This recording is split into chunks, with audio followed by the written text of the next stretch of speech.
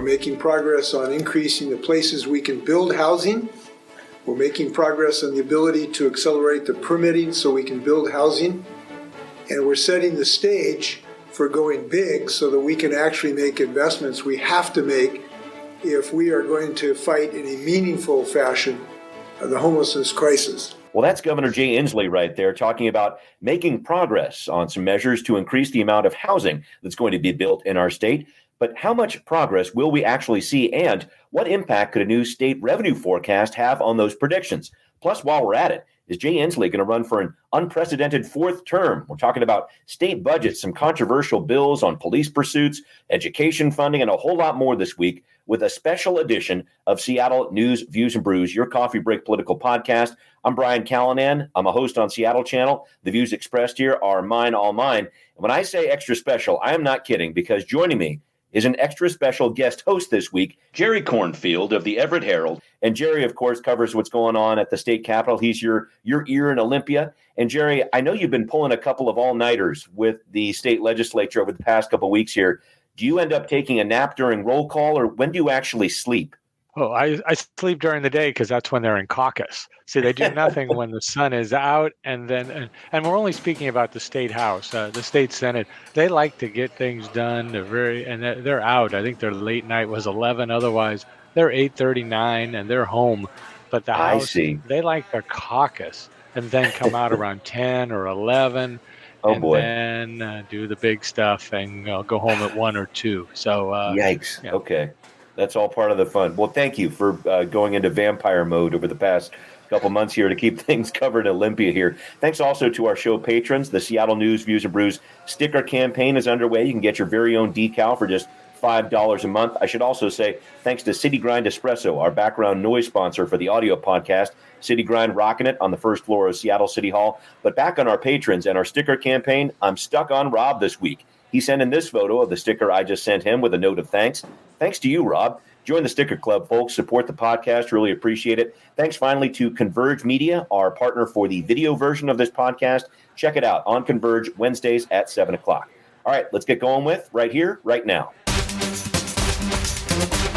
Jerry, I really appreciate you being on the show here because we're getting close to some major deadlines for the state legislature. April 23rd, the last day of the session, so we're getting into the final month here. Could you catch us up on where we are exactly in terms of deadlines and cutoffs? Okay, well, there's really two critical times coming up. Next week, March 29th, that's a deadline for the policy bills. So they need to get out of the committee. They're already gone through the Senate or the House, gone to the other side.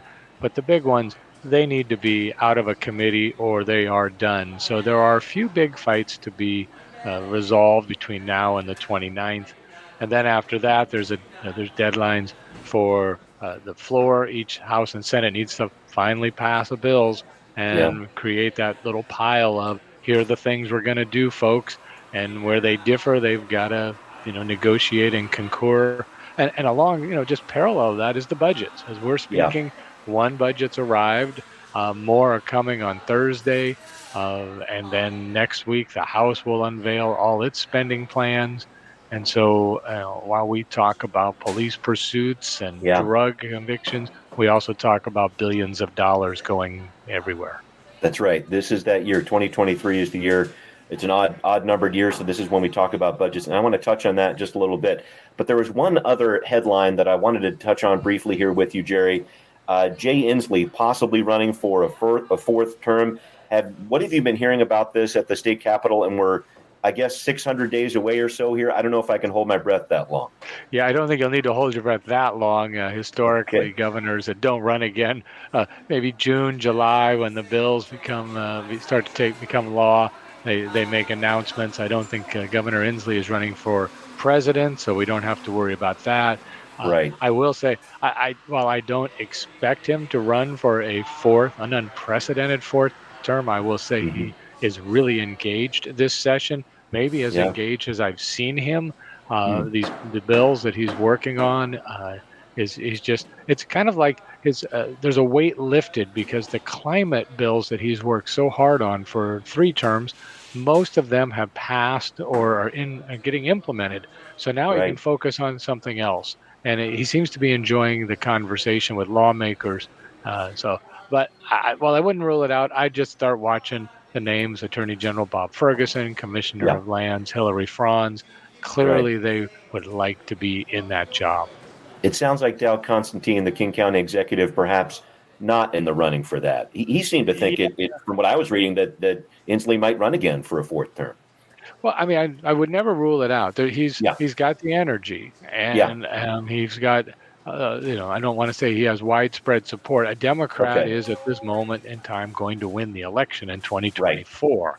Yeah, So we just have to find one. Now, the best Republican out there might have been the Pierce County Executive, Bruce Dammeier. He, too, has said recently that he's not interested. Maybe he can be talked out of that persuaded. decision. We would like to have an interesting race for governor. Hmm. I think the voters, the public, would like to have Yeah, a good debate on issues, and they don't want it to be between two Democrats in the primary, and they don't want to yeah, see two Democrats in November. Not that that's right. a bad thing, but it's Yeah. not necessarily the best for democracy. I would agree with you there. I'd like to see a good race there too.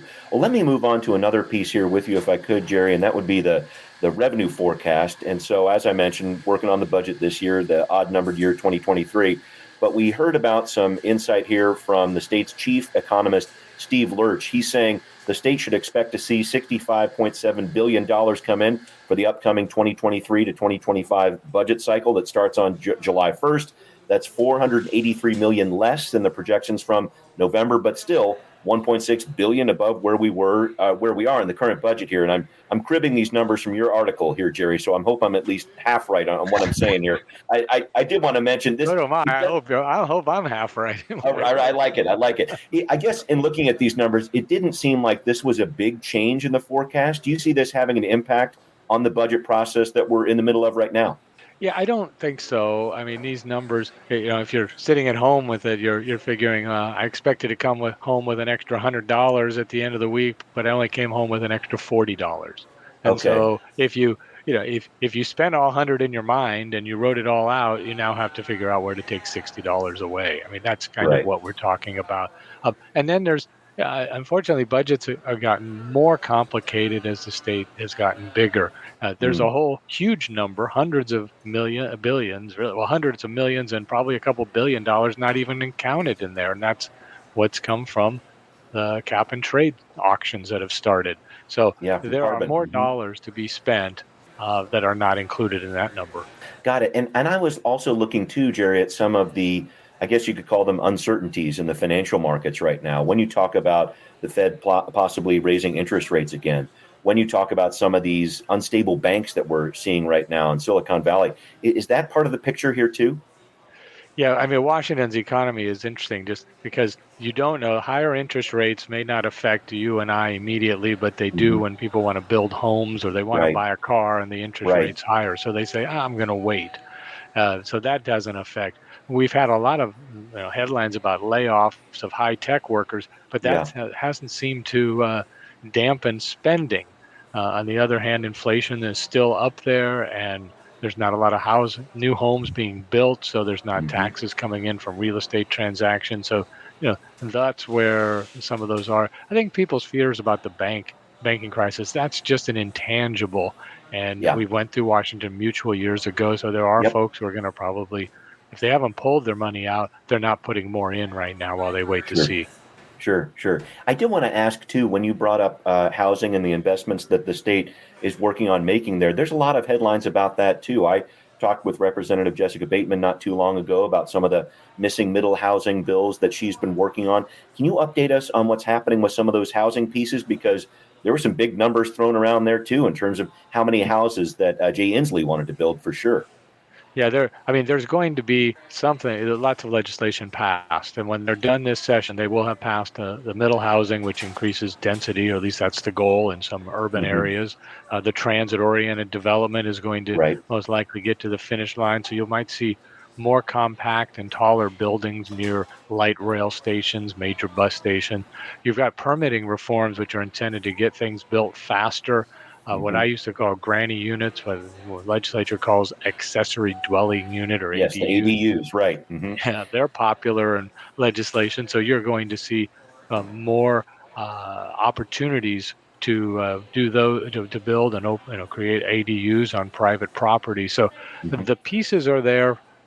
If the housing market wants to explode, the question is: are there employees to build houses? Are there developers and contractors wanting to do it? I, for one, think they're all sitting back. I think the economy is rough. The interest rates are high, and there's so much uncertainty. Why not wait till all these bills are signed and then figure out if it isn't maybe easier and cheaper to build, which is what the goal is in the legislation. And so I think that it's just total conjecture that there's just not a lot of acting going on because the market is just kind of volatile with the legislature. Agreed. And I noticed that too, Jerry, when, at least with this whole missing middle piece and allowing for more density, taking away that whole single family zoning thing, which I know a lot of people were up in arms about. When that happened down in Portland, it wasn't like a flip of the switch and they started building, everywhere all the time, all at once. I think these things take time. And as much as legislators, pass different legislation on this, the market has to catch up with that too. Do you sense that going on here in Washington State as well? Yeah, I think so. I mean, some of these bills, like the middle housing, have gone through so many transformations that it doesn't affect as many cities as it did initially, and so you're not going to get as big a bang. But I think the legislature and the public, they're acting and talking in the moment. But housing, education, issues take time it just takes time to take a piece of land and build something on it. And I think people have to be patient. I think I always tell folks, equate it to your own lives. How long does it take you to figure out what color to paint your house? And you go and you shop, and that's about probably a lot of people take 2-3 months to plan. Yeah. That's how much time lawmakers have to spend $65 billion and resolve the housing crisis. So it just, just be patient. Yeah. Things don't move as quickly as we want to, certainly when it comes to our housing crisis. Well, thank you for all of that, Jerry. I really appreciate it. All right, we're going to move on here, folks. Just when you thought it was safe to stop talking about education funding, guess what? It's not. We're going to break down what's happening with K through 12 education with a focus on special education too, coming up on Now Hear This. Well, education funding. You've probably seen a few headlines about this, folks. Seattle schools considering some layoffs of office staff. Bellevue talking about consolidating schools. It's all part of the state's journey out of the pandemic with a well-functioning school system. State Superintendent Chris Rakedahl broke this issue down back in January during his State of the Schools press conference. The pandemic has been significant. No one would question that.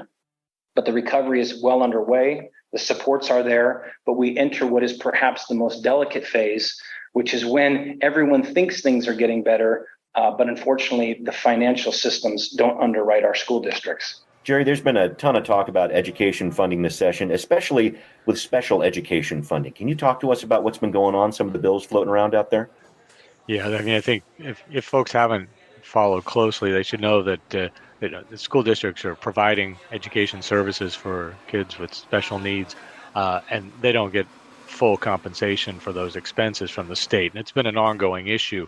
It's right. And this session seems to be the one where I think it was Senator Wellman had said we're going to make a intentional and meaningful investment. So they are going to increase the amount of funding that goes into special education that gets sent out to school districts. It still won't cover 100% of the cost, in part because every child is different. And what a special needs student in one classroom might be a cost of $5,000 or $10,000 extra dollars of services, it could be six figures for another student somewhere else. So it really is varied. So they're increasing. It's a very complicated formula they use. They do multipliers. They have safety net funding, but the goal is to pump. I wouldn't be surprised if we see $200 or $300 million additional monies going into special education across the state. And aimed at helping school districts, starting with the small school districts, which one or two students can really cost a lot when you don't have the resources nearby, and then moving up to the bigger school districts. Got it. And is it, I know it gets really confusing here, but it's just a different calculation as to how schools get money. Is that kind of what the state is working on, that mechanism there, Jerry? Yeah, I mean, there's really two ways they do it. They just stick a big pile of money into an account and say, okay, we're going to distribute it. And then how you distribute it is based on they create a formula so that theoretically all school districts are treated the same. So you look at how many students you have total, you look at how many students are of special needs. There's a percentage. If you're over like 13, 15%, you'll get money up to a certain percentage. And I think they're Right. talking between the 13 to 15% of your student population. Right. And then you'll get the same amount you would get for a student plus a little extra. That's the multiplier. They're Yeah. trying to increase that so that the students will receive really the proper amount of money required to provide the instruction, the need. And we're talking about sometimes it's tutors, sometimes it's one-on-one instruction. I mean, we don't know, I don't want to begin to guess what is the academic challenge an individual Right. may face, but Right. it could be anything. It could be Yeah. very broad.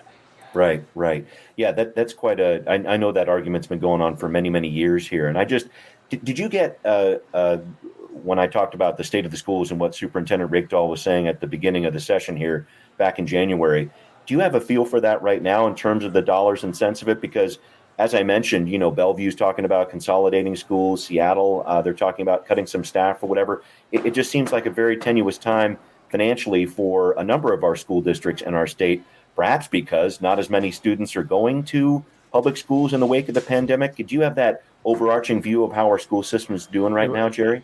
Well, I think first from the school system, I've written stories. Everett has done a reduced plan, and they have layoffs. Stanwood's Camino is doing it this week too, and others will follow. But here's how I've seen it. The state lawmakers are looking at school districts and kind of shaking their head, saying, "Yeah, we're going to provide you some money, but you guys kind of messed up. You got money from the federal government, the bailout for the pandemic, and it was one-time funding, but most of you put it into ongoing costs, like human beings, workers, employees. Yeah. And now you want us to pay to keep them on the payroll. You needed to plan. And there's other aspects. McCleary had several school districts. They gave an extra bonus because it was high cost of living, but they told them, look, we're going to phase out that extra, what's called regionalization. That's going down. So you have districts that are, want to keep spending what they were spending with the federal dollars. They're getting less in the state, and their enrollment may have gone down. So that also reduces. So they're in a bind, but the state lawmakers will, they don't think there's a solution for everyone because not every district's in that position. There are some rural school districts where enrollment's going up.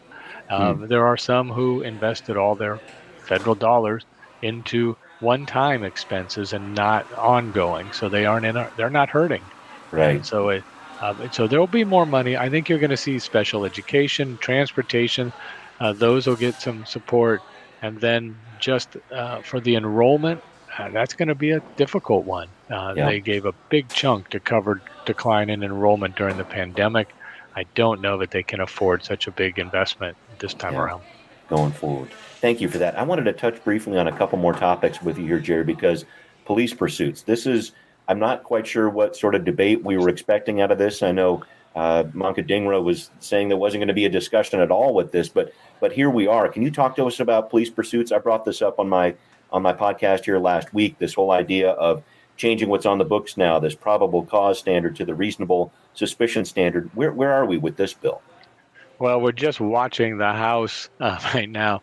They had their bill. They were supposed to do something, and they did nothing. So that's where the Senator Manka Dhingra and the Senate Democrats pulled a rabbit out of the hat, grabbed the bill, brought it to the floor, and passed it. It barely had support, right? There's 29 Democrats, and I think it was 15 in that caucus said, all right, we need this bill. Our communities are beating us up on this. We need to do it. So they did it. Now, what's happening is it's waiting for a hearing in the House, the Community Safety Committee.